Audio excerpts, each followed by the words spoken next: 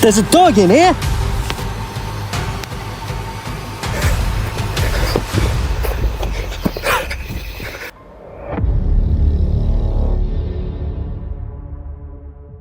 On November 21st, 2025, far inside the Australian bush, Mincy from the YouTube channel Minzy Outdoors set off on another solo camping outing.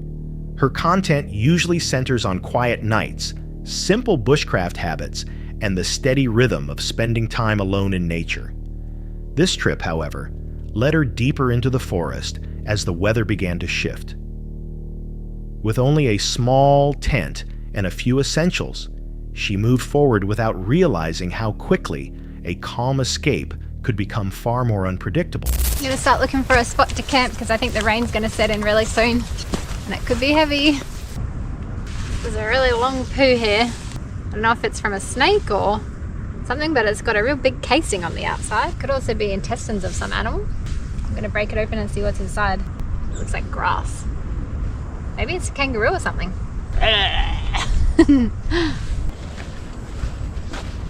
This looks like a pretty nice spot to set up my camp. Right next to the water.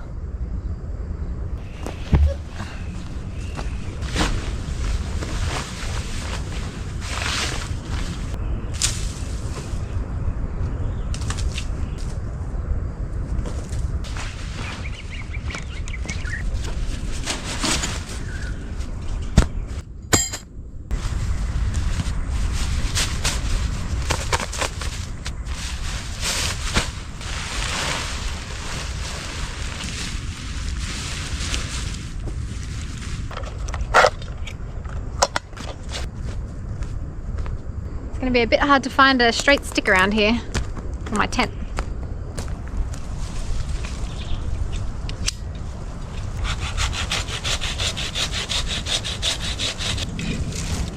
It's like tick territory in here as well.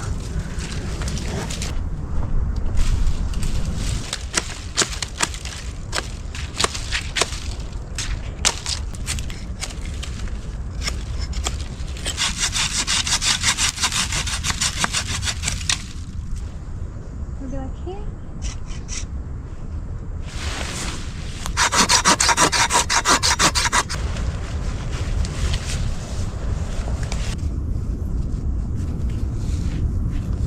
She entered the bush before the rain arrived, scanning the area for a suitable campsite as the sky gradually darkened.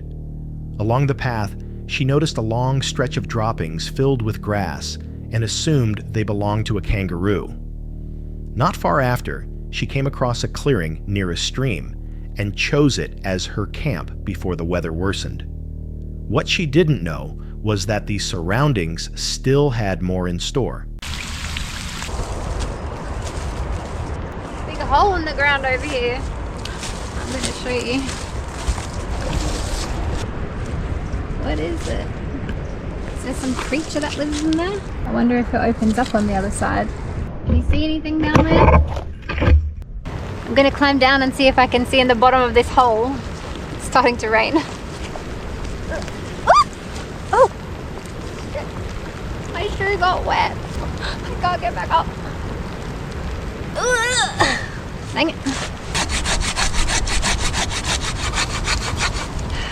It's like really jamming in there.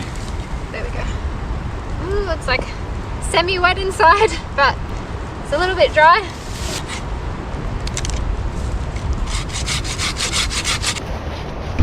Oh, my GoPro fell over. What are you doing over here? Fucking GoPro. I put my finger on the lens.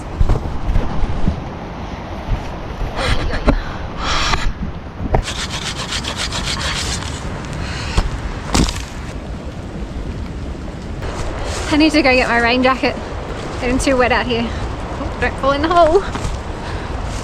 While exploring nearby, she discovered a deep pit in the ground and climbed down to inspect it.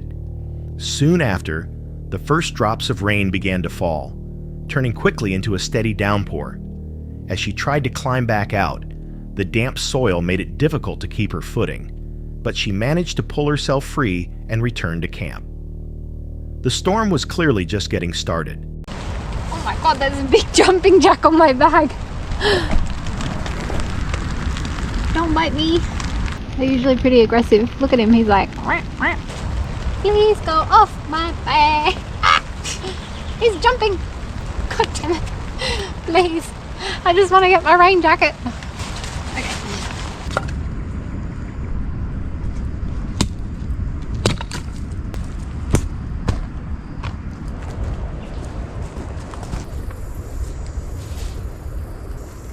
I don't know how to tie a knot. You guys are always telling me new knots I should try, but I'm telling you, they don't stick in my brain. They disappear after 10 minutes. Well, anyway, that should hold for one night at least. So now when it's time to make a fire, I should have a bit of room so I don't have to go too close to the tent. Oh shit, danger. I think these are edible. So it's growing from this grassy plant. This is a blue flax lily berry. It tastes tart, like everything in the Australian bush. But also kind of like grapey. I'm gonna have to dry all of this out a bit because it's all very wet. It's all stuck to me.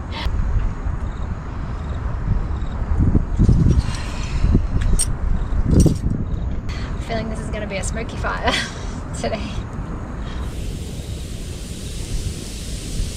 These are all wet. Time for some warm tea.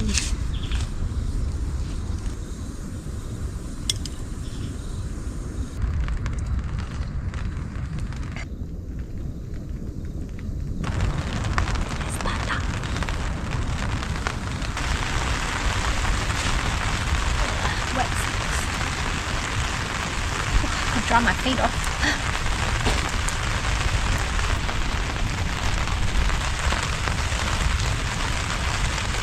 Ooh, it's a bit scary now. Hope there's not going to be too much lightning and thunder. I'm getting a bit smoked out in my camp there. Lucky it's not stringy asparagus. I don't want to ruin my knife on the pot lid.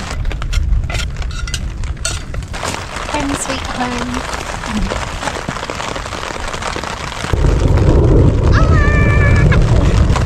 Maybe it was lightning. Ooh. That looks pretty grey what's coming this way. And sounds grey too. Ready. Well, it's not much, it's a pretty simple meal, but after spending most of the day in the rain, it's going to be nice and warm.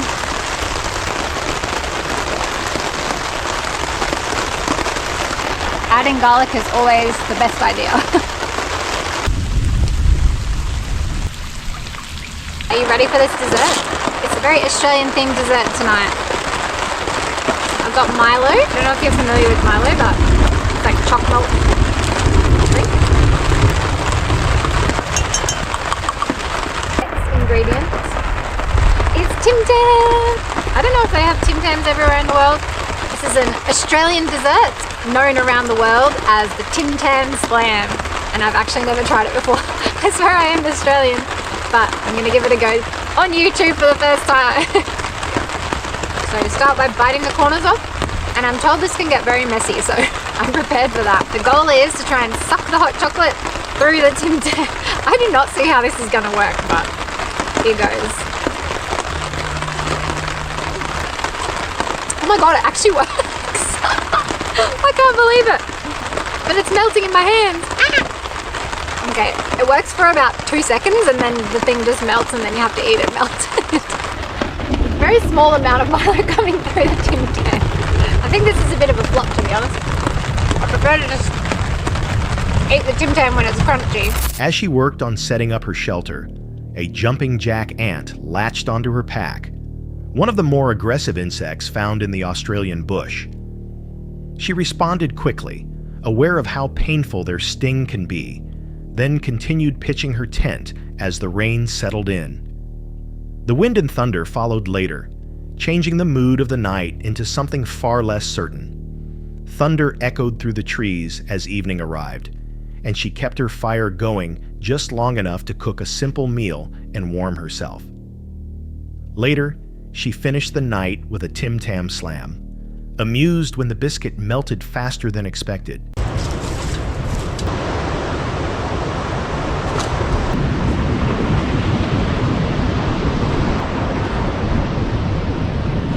What a beautiful morning.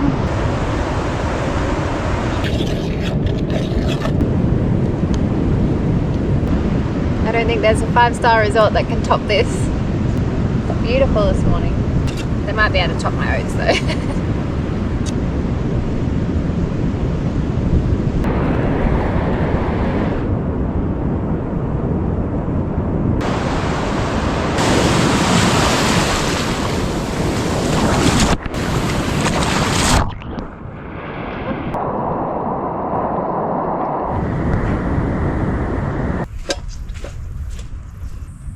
Some wallaby tracks. It's really sticking to the path. I've got a nice big pods on the banksia tree. You can eat the seeds inside them. This nice big seed pod. You can see the seeds in here. Once it dries out, they'll open up and then the little tiny seeds will fall out. You can actually also cook them in the fire and then they'll open up and you can eat the seeds. You can hear a wallaby back there.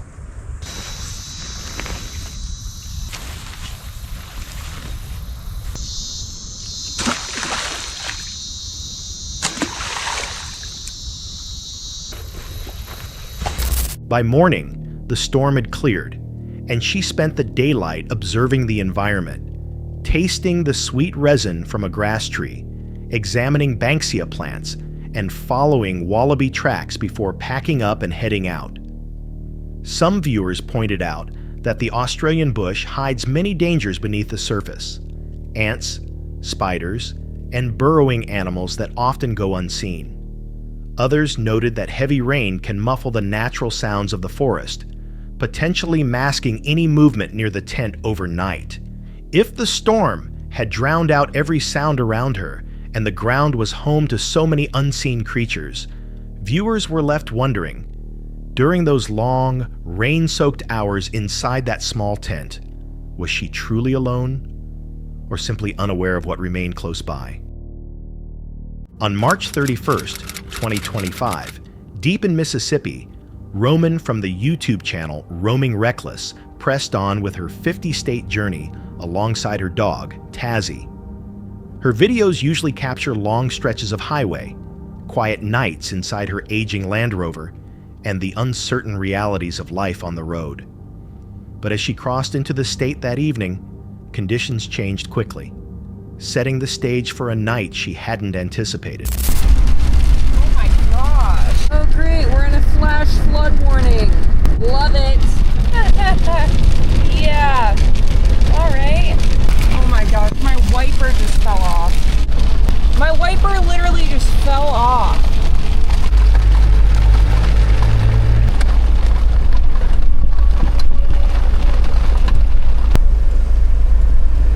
I think I see it right there. Luckily, I think it just fell onto the bonnet. This is the weather and I have no wiper.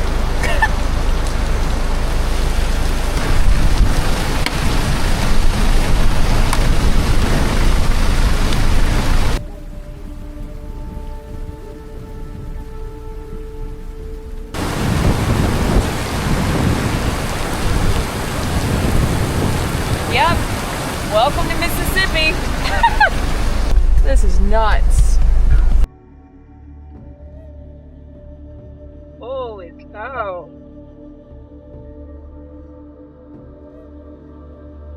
Oh no. My wipers just stopped working altogether. It's cool. The rain arrived almost immediately. A flash flood alert appeared on her screen as the storm closed in around the vehicle. Visibility dropped within moments, the roadway fading beneath sheets of rain. She continued driving, hoping the storm would ease, but the conditions only worsened. Then something unexpected happened. In the middle of the downpour, the windshield wiper arm suddenly detached. With rain hitting at full force, the loss made it nearly impossible to see ahead. She pulled over to retrieve it, but the damage was done. The wiper wouldn't function again. With limited visibility and few options, she searched for somewhere safe to stop, relying on instinct and whatever she could still see through the rain.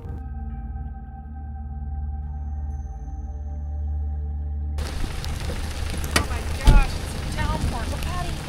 Go potty. Hurry up. Go potty. This storm is way worse than last time. Go potty. Go potty. Hurry up. Kazi, go potty.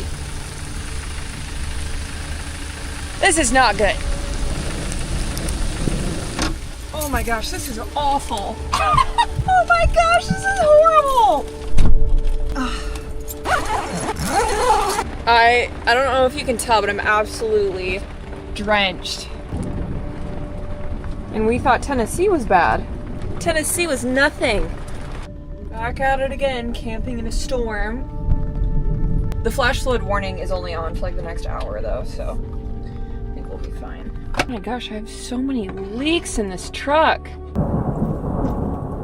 Dinner tonight is inspired by Kendrick Lamar because in the Peekaboo song, he has this line where he says, "Cacio pepe if I'm doing pasta. Cacio pepe if I'm doing pasta.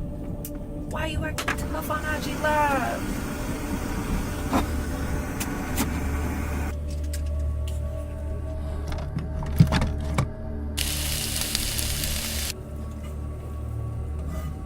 Voila. 3-ingredient pasta. Basically just heating stuff up. Super easy. A little thunderstorm. A little pasta. It's all good. I finished up dinner, changed out of my wet clothes finally, and then Tazzy and I headed up in the Alley-cab to go to sleep for the night. Eventually, she reached a small town and parked briefly to regroup and let Tazzy outside. The rain showed no mercy, soaking them almost immediately. She climbed back into the truck, drained from the drive and the constant strain of navigating the storm. For a short while, she tried to settle in and recover from the night's challenges. Inside the vehicle, she prepared a simple meal of cacio e pepe and reflected on the long hours behind the wheel, the restless feeling that comes from driving all day, and her hope that the worst part of the storm had already passed. With the diesel heater running and dinner finished, the truck finally felt calm again, if only temporarily. A couple of hours after we fell asleep, the storm picked up actually, and it was worse than it had ever been before. A lightning bolt struck somewhere very close to the truck while we were sleeping, and the crack was so loud, it jolted me at least a foot out of bed, and I am not joking. After that, Tazzy and I spent the rest of the night shaking, and I can genuinely say I have never feared riding out a storm before while camping. It was just so intense, and it felt helpless to be in the middle of such an insane thunderstorm, feeling like a target basically in the woods, that a mouse actually got into my truck and chewed its way through. But more on that later. Anyways, safe to say I was really grateful to wake up in the morning, safe and with the sun shining. Girl, Mama, good girl.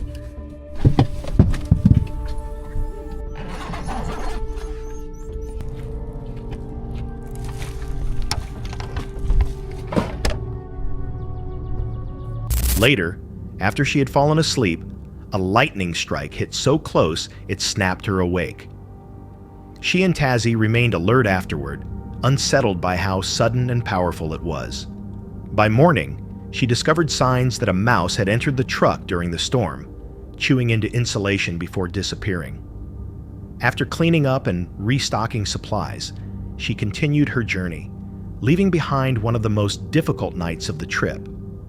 Viewers familiar with Mississippi weather pointed out that storms filled with frequent lightning often accompany more severe systems nearby. Others admitted they wouldn't have rested easily through a night like that, even indoors, wondering what might have moved through the area while she slept. If lightning struck close enough to jolt her awake, and wildlife sought shelter inside her vehicle, some viewers questioned whether she experienced only the outer edge of the storm, or something far more intense passing through the darkness. March 14th, 2025. Deep within Georgia's Blood Mountain wilderness, Beth from the YouTube channel, Beth's Midlife Adventure, settled in for another night of solo van life. Her content usually captures slow mornings, quiet camps, and the gentle rhythm of traveling alone. This time, though, the woods felt different. The stillness lingered too long, the isolation felt heavier, and the sense of being watched never fully faded. She had selected a dispersed campsite tucked between a flowing stream and dense forest. After several frustrating days dealing with leaks in Louisiana, the location felt calm, almost like a fresh start. But even places that appear peaceful can carry an underlying tension, waiting to surface when least expected. Today on the Appalachian Trail, and I'm headed to Preacher's Rock, about 2 miles there and back. First time I've ever got a hike on the Appalachian Trail. It's been a dream of mine. I did some hiking on the Pacific Crest Trail, but have never been to the Appalachian Mountain. Everything is kind of dead right now just because of the season. Some things are starting to bloom, but it's gonna be a good hike. When I am hiking, it's definitely when I do most of my thinking. Just gives me space to clear my head and have movement at the same time, so it's like a healthy way to process things. But I just have a lot on my mind right now, and doing this hike, I think it's a perfect way to kind of process through some of those thoughts. And I'm already breathing heavy. I've been down in the south, down in Louisiana for too long. These Appalachian Mountains are getting me out of breath here. The elevation. I'm used to the Sierra Nevadas on the West Coast, so this is nothing, but it feels like a lot right now. So sad. Do you ever hold your breath on the trail when you pass by people so they don't hear how loud, out of breath you are? I do that. I hold my breath and pretend I'm not dying.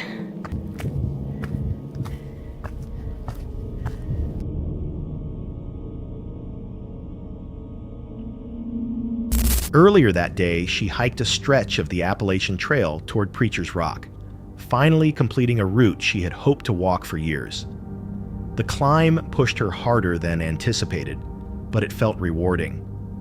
What surprised her most was how the forest seemed to change once she returned to camp. So something crazy kind of happened today. I was actually sitting in my van. I am pretty deep in the Georgia woods. I'm doing something called dispersed camping out in a wildlife management area where you're allowed to park, like it's public land, certain spots in the woods. I've just been all by myself out here. I'm in this area called Blood Mountain. This car parks behind me and a guy gets out. He literally walks into my campsite, like goes straight up to the creek, and I notice he has a tripod and a camera. I'm like, why is he taking photos right in my campsite? The creek goes the whole way. There's tons of waterfalls. You don't need to come right into my campground. Meanwhile, it's middle of the day, so I do not have my window coverings up. I'm actually sitting up on my bed working on my laptop. Well, then a second gentleman gets out of the car, and I call him a gentleman because he's a little bit older. Okay, like he's going to realize somebody's here because I'm obviously not sitting out. My, as you could see, is like not even 4 feet from the door of my van, yet they're walking in between my fire ring that I have right there that has smoke coming up because I had a fire,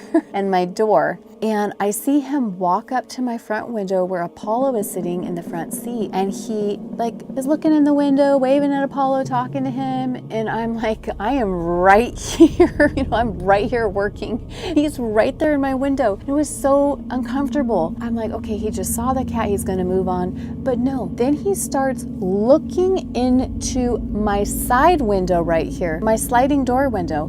There's all this wide open space. Like, were they trying to intimidate me? He comes up to the foot of my bed where my window is by my feet and is looking into the window into my van. I went into fight or flight mode, and guys, I chose fight. Why did I choose fight? And I did something I should not have done.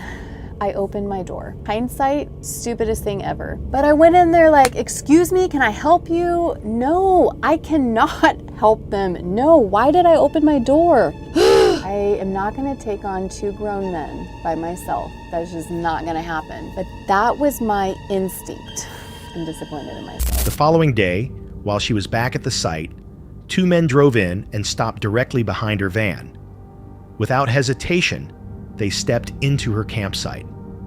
One set up a tripod within her space, while the older man moved closer to the vehicle, peering through the windows, first toward the front, then toward the side near her bed. When Beth opened the door to address them, she immediately sensed it was a mistake. Although the encounter ended shortly after, the discomfort remained. That night, rest was hard to come by, the memory of the intrusion lingering long after they had left. Many viewers felt the men's actions crossed beyond harmless interest. Their lack of boundaries, direct intrusion into her campsite, and focus on the van echoed patterns others recognized from unsettling encounters in remote areas. Comments emphasized that her reaction was justified, and that situations like this rarely unfold without intent. So what were those men really doing in that quiet stretch of wilderness? Simply passing through, or something more deliberate? And if Beth had never opened the door, would the night have ended the same way? Shadow Hollow is one of those obscure channels that appears without context, offering almost nothing about who operates it. With only 2 uploads, it barely qualifies as active. But history has shown that some of the most unsettling footage comes from creators who never stick around long enough to explain themselves. The video opens like a routine walk through the woods, the kind of quiet outing that feels ordinary at first. But as many viewers know, forests have a way of turning unfamiliar without warning.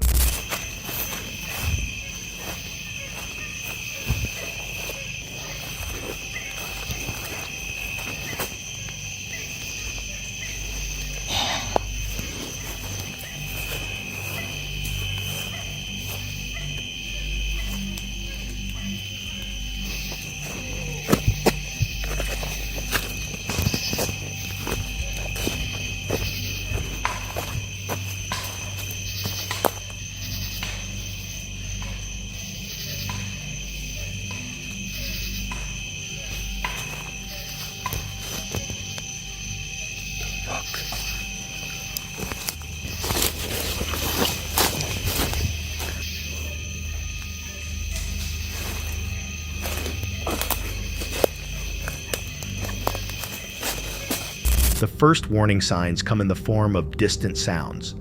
Soft at first, then suddenly sharper. These don't resemble typical wildlife noises. Loud impacts and snapping branches cut through the silence, suggesting something large is moving nearby. In dense woodland, when branches break with force, the mind immediately considers danger, whether from an animal or another person. All right, guys. I think we'll go on the other path. Let's try. I usually don't go down this path, but I am now.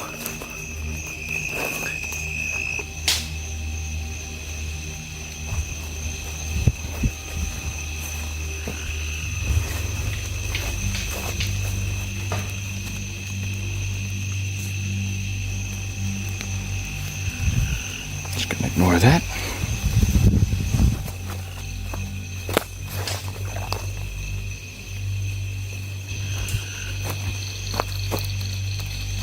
Cross over this.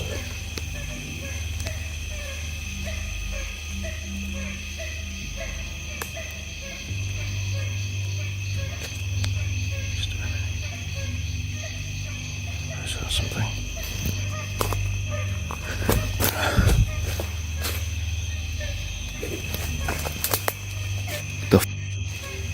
What's that? Strange. Definitely hearing things. I'm just gonna go this way.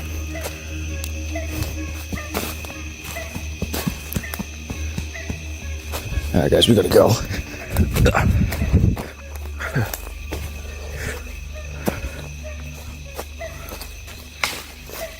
Yeah, no.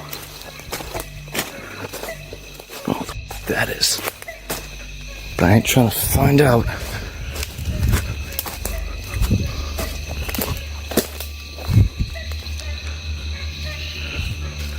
Okay. I don't know if we're in the clear yet. The creator alters his route, hoping the tension will ease, but the sounds continue.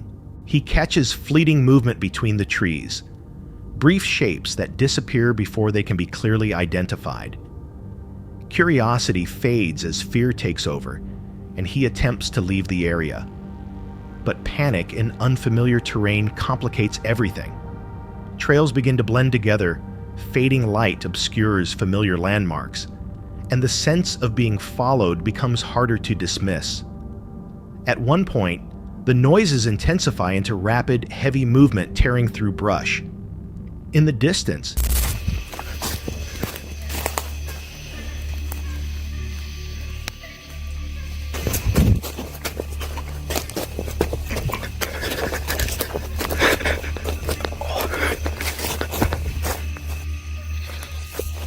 Not here.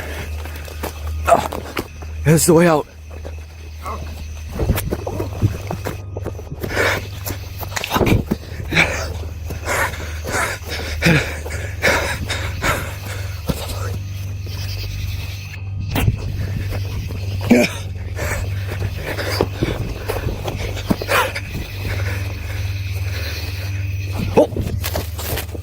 he briefly sees a figure. It appears human at first glance, but something about its proportions and posture feels off, wrong in a way that's difficult to explain. He pushes toward what looks like a main trail, but the situation deteriorates instead.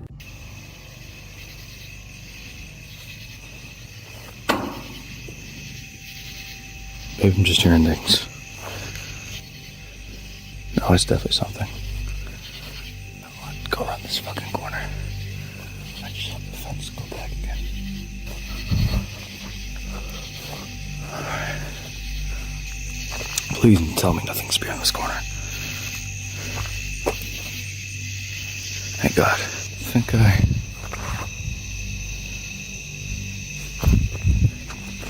Shit.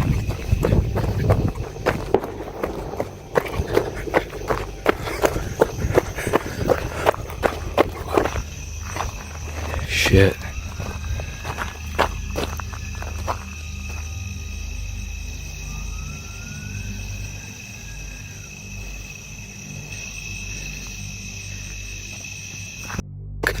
This.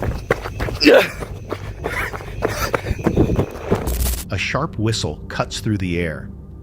When he turns, the figure appears again, this time dangerously close. What follows is the most disturbing moment. The figure suddenly drops forward and rushes toward him on all fours, moving with a speed and coordination that defy normal human movement.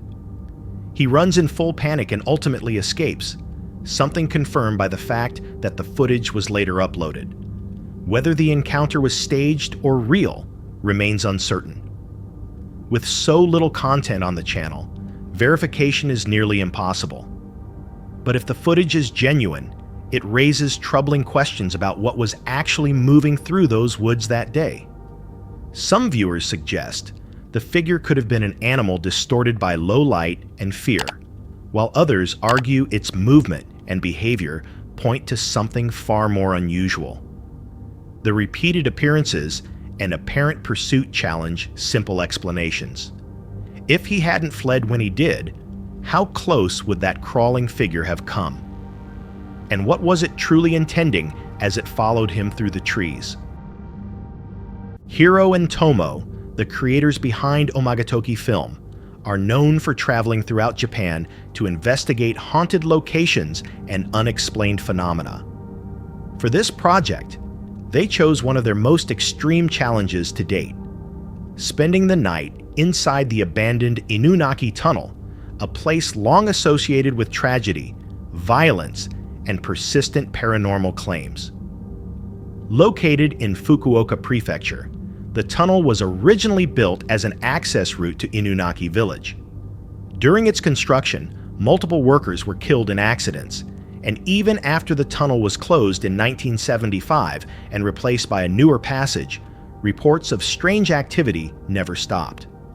Its reputation darkened further following a brutal crime in 1988, when a young boy was assaulted and murdered inside the tunnel. With a history marked by death and fear, the location has remained one of Japan's most infamous sites. 今もう2時超えてるんですけど、ちょっとね、もう疲れちゃったんで、早速、宿の中に入ってテントを張りたいと思います。宿の中入りましょうか。ちょっと入りづらいんですけど、気にしないでいただいて、入りましょう。Hiro and Tomo pitched their tent near the center of the tunnel, but almost immediately felt that something was wrong. As they explored deeper into the structure, they began hearing faint sounds that didn't resemble dripping water, footsteps, or natural echoes. ライト全部消しちゃうのどのぐらい暗いのか。ちょっと一回電気消してみます。一回ちょっと。これか。ちょっと一回。声聞こえた今。聞こえなかった今。声聞こえなかった。いや、わかんない。なんか、女の声。ちょっと戻ろう。ちょっと今。女の声聞こえた。今、ちょっと僕以外聞こえなかったみたいですけど、女性らしき声が聞こえました。One of them perceived what sounded like a woman's voice, while the other heard nothing at all. The inconsistency made the experience more disturbing, and they returned to the tent, attempting to explain what had just happened. As the night wore on, exhaustion set in, but the atmosphere inside the tunnel remained oppressive.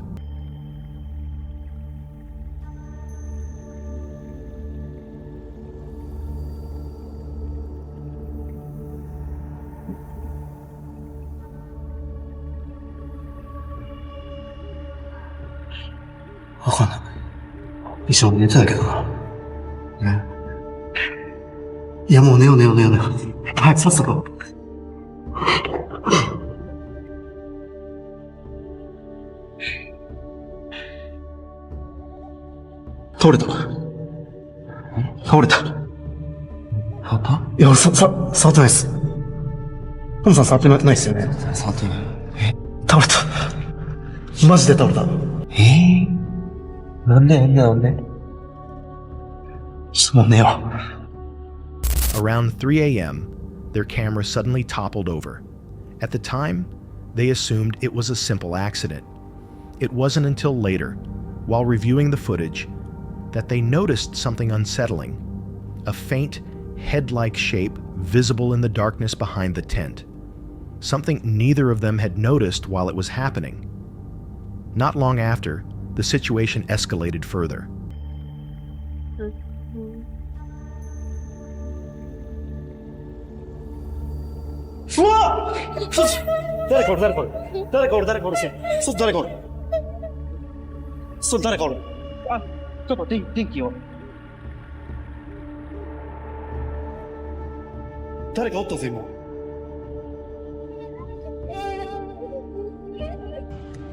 Haっきり。いや、声が聞こえて、飛び起きたんですけど、声のする方を見たら、ここから。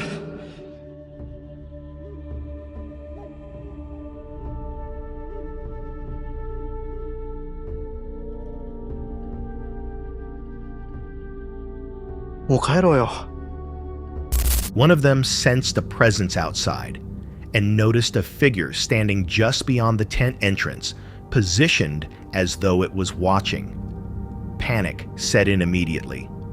They gathered their equipment as quickly as possible and fled the tunnel, abandoning the rest of the investigation without hesitation. Whether the figure was a spirit, another person, or something more difficult to define remains unknown. What is clear is that the tunnel lived up to its terrifying reputation. Hiro and Tomo went searching for a genuine paranormal encounter and instead found an experience that pushed them well past their limits. Some viewers believe the events were manifestations tied to the tunnel's violent history, while others think someone, or something, was physically present with them that night. And the final question remains unanswered. If they had stayed even a few moments longer, what might that figure outside the tent have done next? Sort of Interesting is a channel run by Dan, a wild camping enthusiast known for spending nights outdoors with nothing more than a bivy bag. His content focuses on stealth camping, bushcraft, and the quiet appeal of slipping unnoticed into remote parts of the UK. On this night, he set out with modest intentions. After having dinner with his family, he decided to head out for another late-night stealth camp, his third bivy trip in just over a week, encouraged by other extreme stealth camping videos he had recently watched.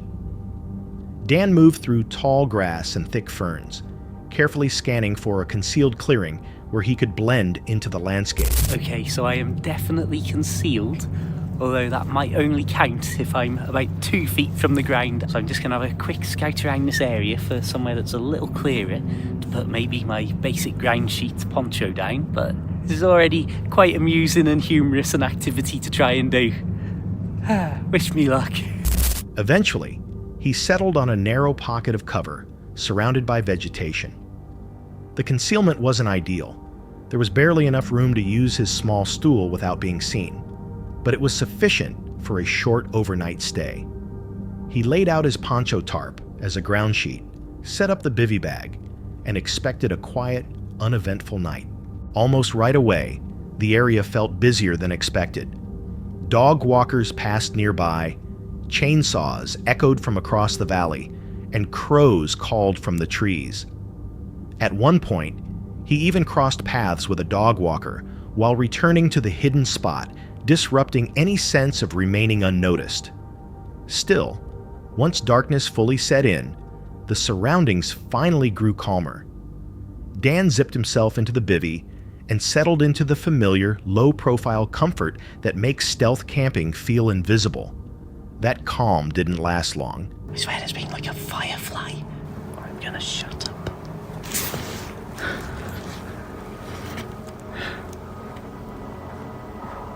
I can hear... I think I can hear footsteps. I can't... I am keeping an extreme low profile right now. I think that the laser was coming from the far side of the trees, but I'm not 100%. I don't think it was actually aimed at me. I think it was just shining a laser for the sake of it. But it's certainly woken me up a little bit. But to be honest, it's been quiet for about 10 minutes now, so I'm not too worried.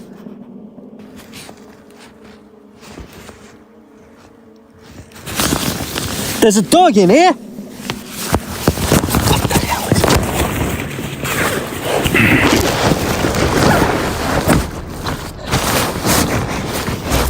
As he drifted in and out of sleep, he noticed faint footsteps and occasional lights moving in the distance, one resembling a narrow beam cutting through the trees.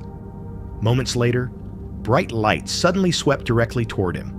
Someone was standing extremely close, shining a powerful flashlight and what appeared to be a laser straight at his small shelter. Fully startled awake, Dan reacted immediately. Thanks to his minimalist setup, he packed everything in under 2 minutes and left the area as quickly as possible. What was meant to be a quiet bivvy night ended without warning. The moment felt especially unsettling because wild camping usually relies on an unspoken understanding of solitude. There's an expectation that, once night falls, others will keep their distance.